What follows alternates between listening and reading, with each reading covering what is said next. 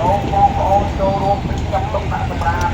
ឲ្យបានត្រឹមត្រូវហើយដាក់ក្នុងទុកសម្រាប់យើងរួមកម្លាំងគ្នាការពារបរិស្ថានកម្ពុជាថ្ងៃនេះខ្ញុំមិនប្រើថង់ប្លាស្ទិកទេកម្ពុជាស្អាតខ្មែរធ្វើបាន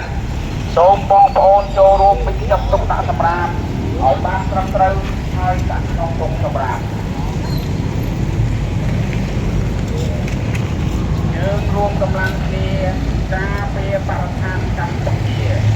ថ្ងៃនេះខ្ញុំមិនប្រើថង់ប្លាស្ទិកទេកម្ពុជាស្អាតខ្មែរធ្វើបានសូមបងប្អូនចូលរួមពីចាប់ទុកដាក់សម្រាប់ឲ្យបានត្រឹមត្រូវហើយដាក់ក្នុងទុកសម្រាប់យើងរួមកម្លាំងគ្នាការពារបរិស្ថានកម្ពុជាថ្ងៃនេះខ្ញុំមិនប្រើថង់ប្លាស្ទិកទេកម្ពុជាស្អាតខ្មែរធ្វើបានសូមបងប្អូន